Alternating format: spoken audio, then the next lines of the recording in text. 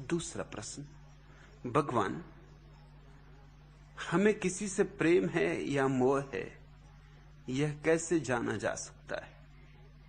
दीपिका,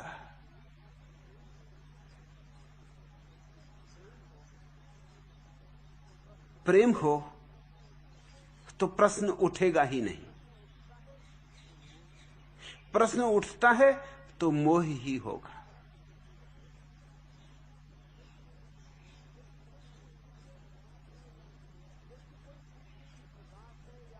जैसे कोई पूछे कि प्रकाश है या अंधेरा है, हम कैसे जाने? अगर तुम्हारे पास आंखें हैं तो यह प्रश्न उठेगा ही नहीं, और अगर तुम्हारे पास आंखें नहीं है तो ही यह प्रश्न उठ सकता है। अंधा ही पूछ सकता है कि प्रकाश है या अंधेरा, दिन है या रात।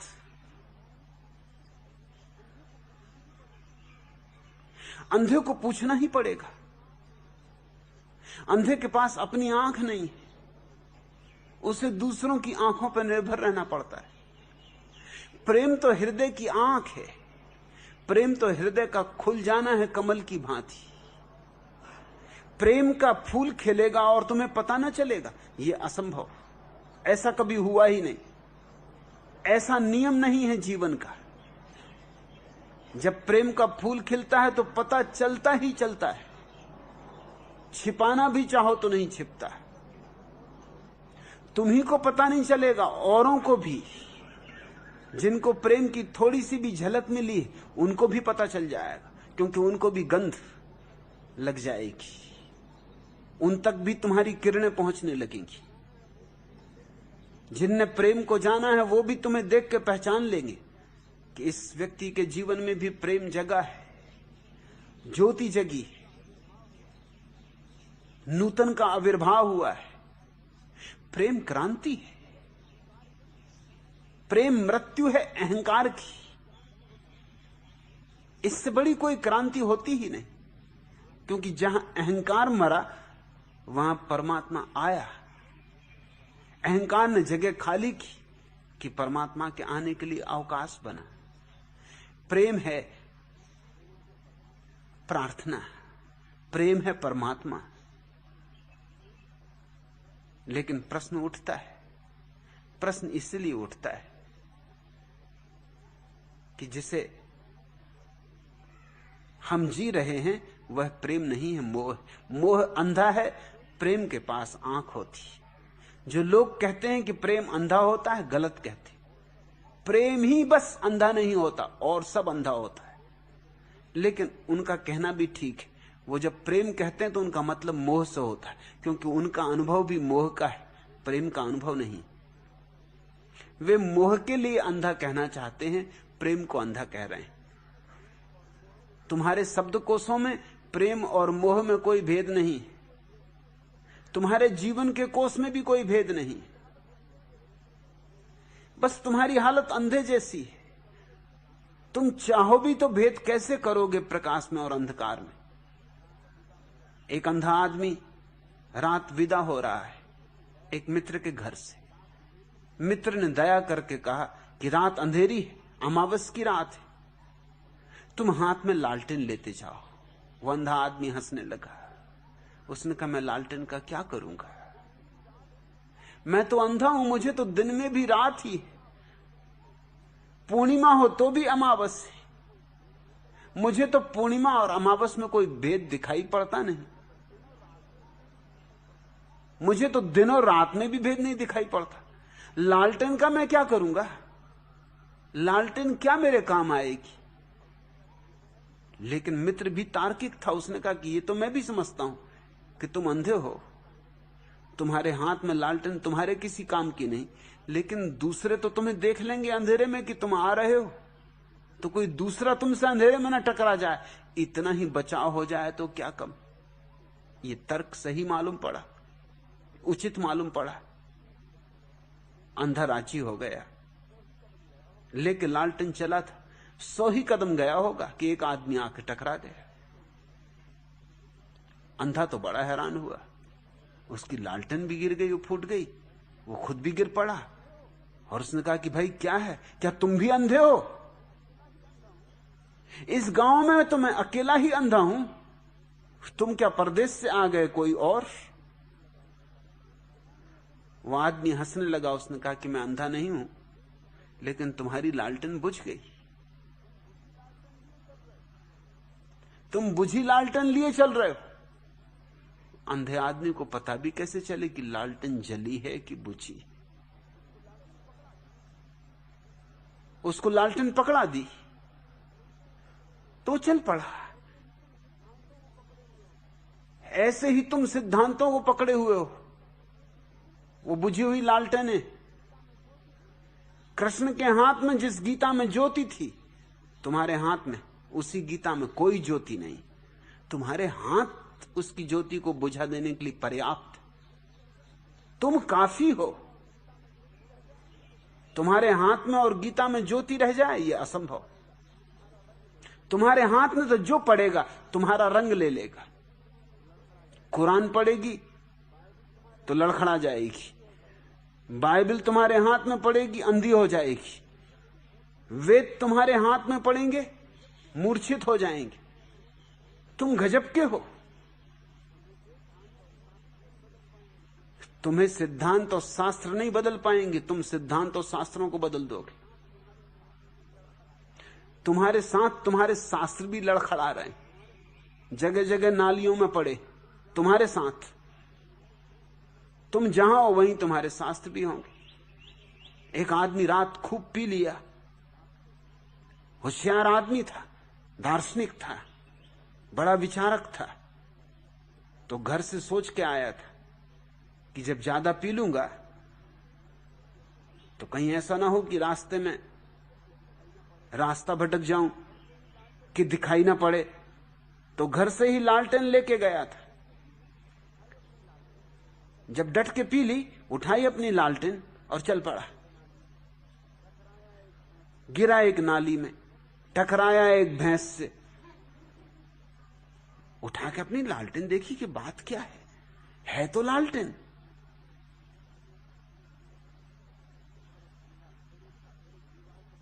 किसी तरह संभला, फिर उठा, फिर एक दीवार से टकराया,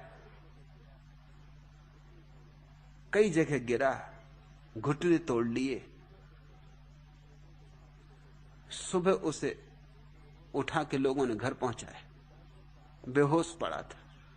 और दोपहर को शराब घर का मालिक आया और कहा कि महाराज, आप रात को मेरे तोते का पिंजरा उठा लाए।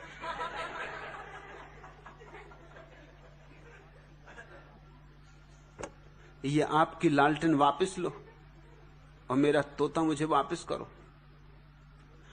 तब उसने गौर से देखा, खोजबीन की तो पता चला कि हां, मगर तोता तो मर चुका था।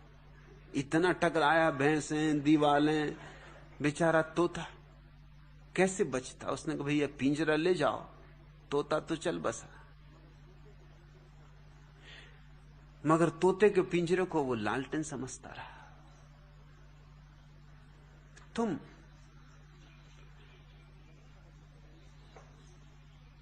जब तक प्रेम को जानो ना, तभी तक ऐसा सवाल उठ सकता है। दीपिका, ये पूछना कि हमें किसी से प्रेम है या मोह है, ये कैसे जाना जा सकता है? ये प्रश्न ही बताता है कि मोह है, प्रेम तो नहीं। प्रेम हो तो तत्क्षण जाना जाता है। कुछ लक्षण इतने स्पष्ट होते,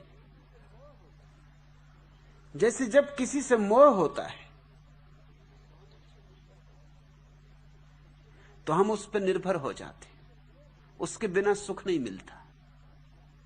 अकेलापन खलता है, काटता है, दूभर होता है। लेकिन जब हमें किसी से प्रेम होता है तो हम उस पर निर्भर नहीं होते। हमारी स्वतंत्रता अखंडित रहती। हम अकेलेपन में भी उतने ही आनंदित होते जितने साथ। हमारे आनंद में कोई भेद नहीं पड़ता। सच तो यह है कि मोह व्यक्तियों से होता है। मोह एक संबंध है और प्रेम एक स्थिति, संबंध नहीं। प्रेम व्यक्तियों से नहीं होता, प्रेम की एक भाव दशा होती। जैसे दिया जले तो जो भी दिए के पास से निकलेगा उस पर रोशनी पड़ेगी। वो कुछ देख देख के रोशनी नहीं डालता कि ये अपना आदमी जरा ज्यादा रोशनी, कि ये अपना चमचा है जरा ज्यादा, कि ये तो पराया है, मरने दो, जाने दो अंधेरे में। रोशनी जलती तो सब पे पड़ती, फूल खिलता है, सुगंध सबको मिलती, कोई मित्र नहीं, कोई शत्रु नहीं। प्रेम एक अवस्था है, संबंध नहीं। मोह एक संबंध है। प्रेम तो बड़ी अद्भुत बात है। जब तुम्हारे भीतर प्रेम होता है तो तुम्हारे चारों तरफ प्रेम की वर्षा होती। जिसको लूटना हो लूट ले, जिसको पीना हो पी ले। जो पास आ जाए उसकी ही झोली भरेगी, जो पास आ जाए उसकी ही प्याली भर जाएगी। फिर न कोई पात्र देखा जाता, न अपात्र। फिर न कोई अपना है न कोई पराया। प्रेम तुम्हारी आत्मा का जागृत रूप है और मोह तुम्हारी आत्मा की सोई हुई अवस्था है। मोह में तुम अपने से दुखी हो, इसलिए सोचते हो कि दूसरे के साथ रह के शायद सुख मिल जाए। खुद तुम सुखी नहीं हो, अकेले में सिवाय नरक के और कुछ भी नहीं, इसलिए दूसरे की तलाश करते हो। और बड़ा मजा यह है कि दूसरा भी तुम्हारी तलाश इसीलिए कर रहा है कि वो भी अकेले में दुखी। अब दो गलतियां मिलके कहीं एक ठीक होता है? दो गलतियां मिलके दो गलतियां हो जाती, दो ही नहीं, दुगनी ही नहीं, गुणनफल हो जाता है। तुम भी भिखमंगे, दूसरा भी भिखमंगा। वो इस आशा में कि तुमसे मिलेगा आनंद, तुम इस आशा में कि उससे मिलेगा आनंद। दोनों एक दूसरे को आशा दे रहे हो, दोनों लगाए अपने अपने कांटे में आटा बैठे हो, दोनों फंसोगे और जल्दी ही पाओगे कि कांटा निकला, आटा था नहीं। आटा ऊपर ऊपर था, वो तो कांटे को छिपाने के लिए था। और जब कांटा छिद जाएगा तब बड़ी देर हो गई, तब भाग निकलना मुश्किल हो गया।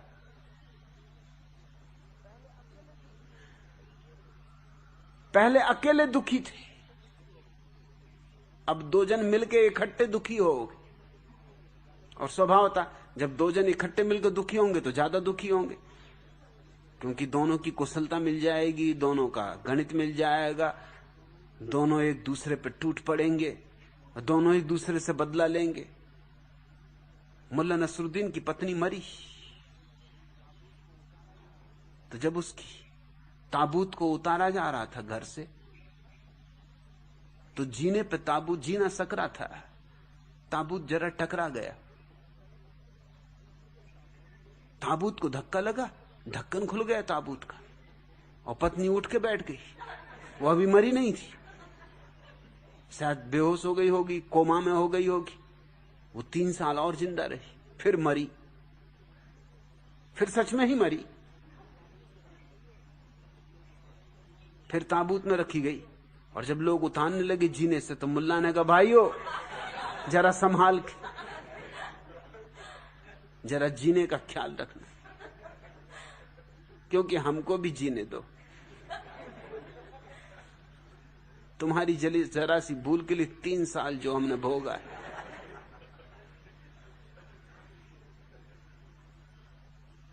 पहले लोग अकेले दुखी हैं, फिर दोहरे दुखी हो जाते।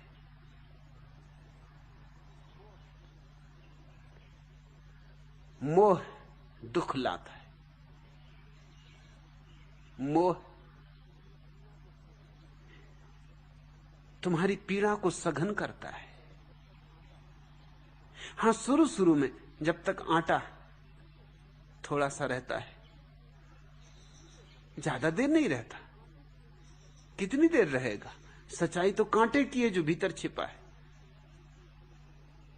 जब प्रेमी एक दूसरे से मिलते हैं शुरू शुरू में, तो क्या बातें करते हैं, क्या कविताएं, क्या रोमांस। चांद तारे तोड़ लाऊंगा तुम्हारे लिए, प्रेमी कहता है।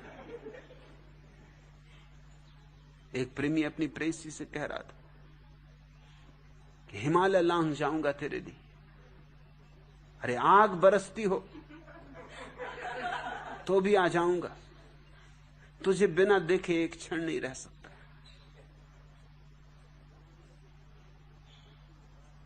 जब विदा होने लगे तो प्रेयसी ने कहा कि कल सांझ आ रहे हो ना? उसने कहा कि निर्भर करता है, अगर पानी ना गिरा।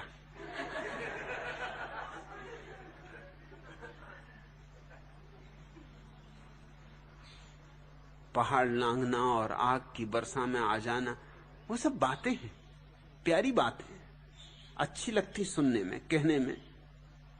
लोग प्रफुल्लित होते हैं एक दूसरे से इस तरह की बातें कह के, मगर जल्दी ही इन बातों का रंग उड़ जाता है, असलियतें जाहिर हो जाती। लोग रंग रोगन लगा के मिलते, मुखौटे ओढ़ के मिलते, फिर जल्दी ही मुखौटे उतर जाते,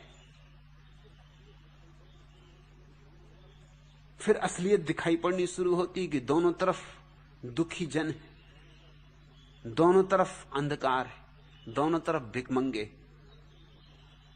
और अब बड़ी मुश्किल हो गई, अब छूटे कैसे? छूट के भी जाएं तो कहां जाएं, क्योंकि और तरफ भी सब तरफ भिखमंगे ही है। मोह सिर्फ एक धोखा है, थोड़ी देर को खा सकते हो। प्यारा भ्रम है, थोड़ी देर भरमा सकते हो, मगर जल्दी ही दुख पाओगे और जल्दी ही भ्रम टूटेगा। बुझ गई न जो बन एक आह अधरों पर, ऐसी तो कोई चाह नहीं जीवन में। मेरे पैरों को मिली थकन की सीमा, मेरे मस्तक को गुरुता की नादानी। दिल में घिर आया करता एक धुआं सा, आंखों में घिर आता है अक्सर पानी। अनजानी दुनिया का अनजाना क्रम है, अनजाना सा ही सकल ज्ञान और भ्रम है। अनजान दिशा का मैं अनजाना पंथी, केवल असफलता है जानी पहचानी। खो गई न हो जो अंधकार में सहसा, ऐसी तो कोई राह नहीं जीवन में। उल्लास तरंगों से जो अधर विचुंबित, वे लिए हुए हैं चुभती जलन त्रसा की। आंसू में उमड़ा जो अभाव का सागर, उनमें ही लहरें हैं छवि की सुषमा की। मेरे पीछे अगणित खंडहर के क्रंदन, मेरे आगे बस धुंधला सा सूनापन। यह राग रंग, यह चहल पहल सब कुछ है, पर अपने अंदर में कितना एकाकी।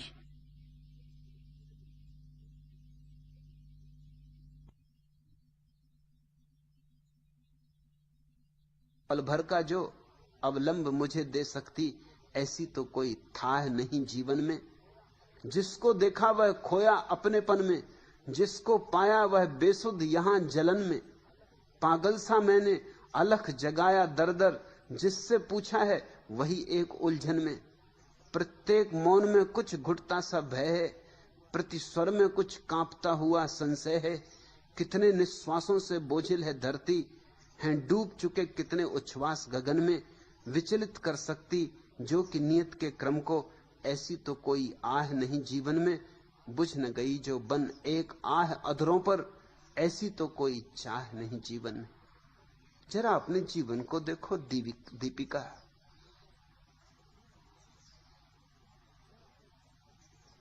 जरा सजग होकर, साक्षी होकर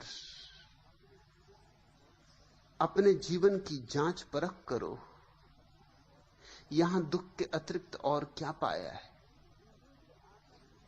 जिन जिन से आशा की थी सुख की, उनसे दुख पाया है। जिनसे जितनी आशा की थी सुख की, उनसे उतना ज्यादा दुख पाया है। जितनी बड़ी अपेक्षा थी उतना ही बड़ा नरक निर्मित हुआ है। मोह नरक निर्माण की कला है। मोह नरक है और प्रेम स्वर्ग। लेकिन दीपिका, तेरे प्रश्न को भी मैं समझता हूं, क्योंकि लोग तो मोह को ही प्रेम कहे चले जाते। मैं भी जब प्रेम की बात करता हूं तो मैं प्रेम की बात करता हूं, तुम मोह की ही बात समझते हो। तुम तो वही समझ सकते हो जिससे तुम परिचित हो, वही तुम्हारी भाषा है। मैं कहता हूं प्रेम करो, तुम सुनते हो मोह करो। तुम सोचते हो मैं तुम्हारे मोह का समर्थन कर रहा हूं। तुम्हारे मोह के लिए मुझसे बड़ा दुश्मन खोजना मुश्किल है। लेकिन मैं प्रेम का निश्चित ही समर्थक हूं। इस प्रेम और मोह के भेद को तुम भी नहीं कर पाते हो, तुम्हारे तथाकथित महात्मागण भी नहीं कर पाते। उनको जब भी मोह को गाली देनी होती वो प्रेम को गाली देते।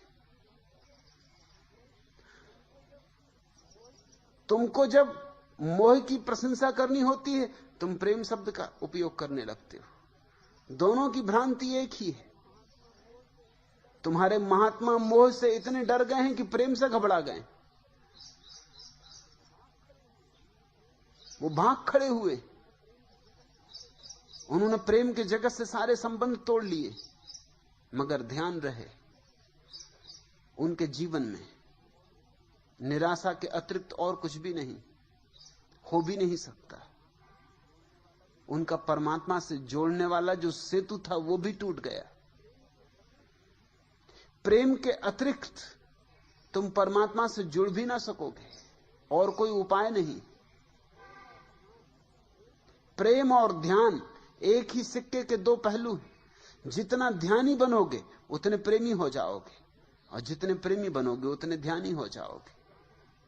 ध्यान अर्थात जागरण, और प्रेम अर्थात उस जागरण से तुम्हारे भीतर जो आनंद उल्लास होगा उसे बांटना।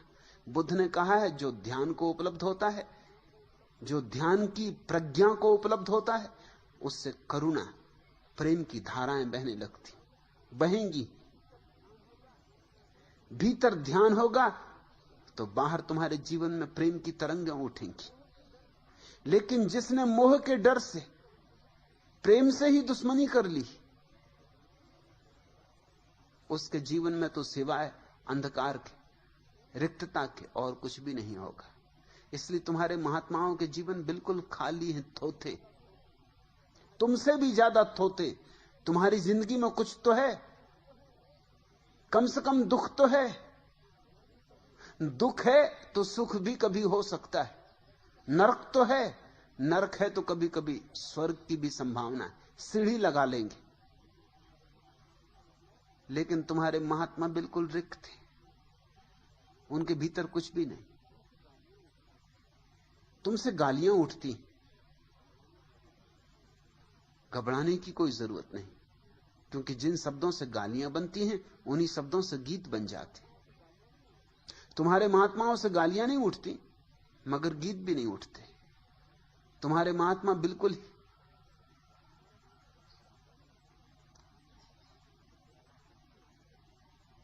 खाली हो गए। शून्य के अर्थों में नहीं, रिक्तता के अर्थों में।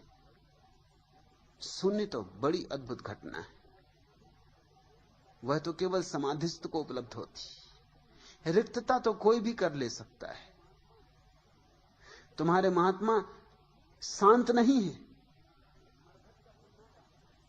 मरघट का सन्नाटा शांति नहीं है। ऐसी शांति चाहिए जो नाचती हो, गाती हो, गुनगुनाती हो। ऐसी शांति चाहिए जहां फूल खिलते हो, पक्षी गीत गाते हो, मोर नाचते हो, कोयल पुकारती हो, पपीहा पी कहां की टेर देता हो। ऐसी शांति चाहिए मरघट की शांति। तुम्हारे महात्मा मरघट की शांति से भरे हुए, मुर्दा है वह शांति।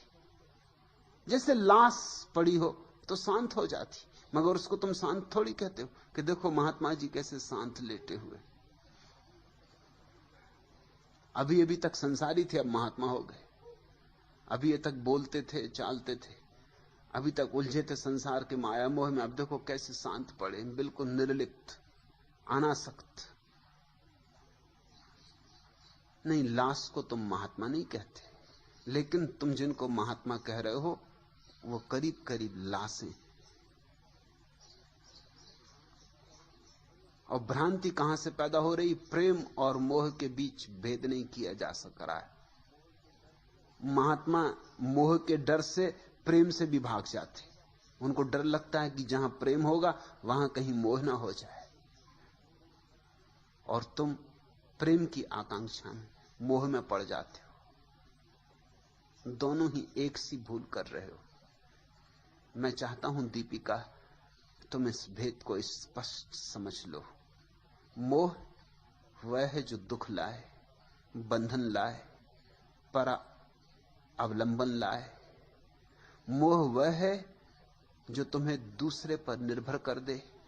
तुम्हारा सुख जब दूसरे में हो तो मोह, और तुम्हारा आनंद जब अपने भीतर हो और आनंद को बांटने की गहन अभिप्सा उठे तो प्रेम। मोह संबंध है, प्रेम तुम्हारी सहज स्वाभाविक अवस्था है।